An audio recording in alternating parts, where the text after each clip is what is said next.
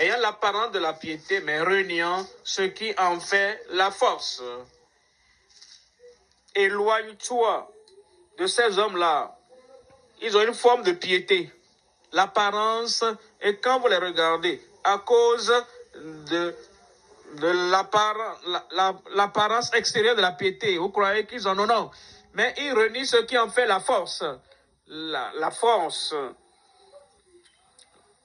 La force pour tenir et mener la vie de justice, mener une vie de droiture. La force pour honorer Dieu par leur caractère en privé, en public. Ils n'ont pas cette puissance, cette force. Ils ont l'apparence de la piété, mais renient la force. Éloigne-toi de ces hommes-là, d'être presque chrétiens, presque croyants, presque juste, mais il ne l'est pas en réalité. La chair s'est emparée d'eux. Verset 7. Apprenant toujours, vous demandez, depuis, peut-être tu vas à l'école de dimanche depuis que tu étais petit. En réalité, même tu es né dans un foyer chrétien, pour ainsi dire. Apprenant toujours, papa t'a enseigné, maman t'a enseigné au sujet de Dieu. Dans ton établissement, on t'a parlé de Dieu. Et il y a une communion qu'on appelle communion chrétienne. Et tu participes à la communion. Peut-être au secondaire, tu as participé. On dit, oh, c'est une école chrétienne. Et tu apprends tout là-bas. Cependant, apprenant toujours. Est-ce que tu as entendu parler de Christ? Est-ce que tu as appris au sujet du salut? Est-ce que tu as appris au sujet de la grâce de Dieu qui transforme nos vies?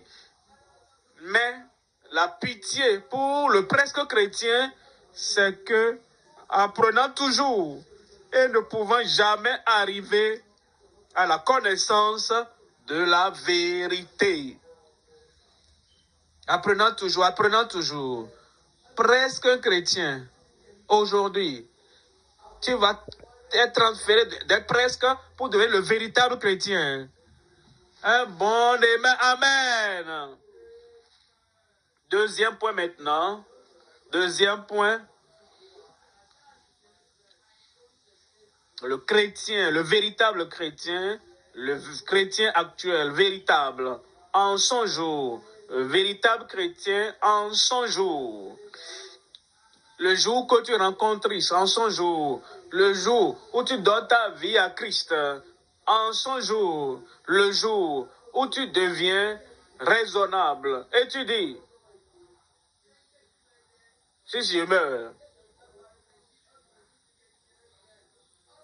il est pratiquement passé, il est tombé. Il a pratiquement eu la richesse, mais il n'est pas riche. Oh, il a eu pratiquement la provision, ça veut dire il n'a pas eu l'approvisionnement. Oh, il a presque eu le surplus. Le surplus, ça veut dire qu'il n'a pas reçu ça. Oh, il était presque juste. Ça veut dire qu'il n'était pas juste. Une personne qui est presque, ne pourra pas aller. Alors nous parlons, le deuxième point, le véritable chrétien en son jour.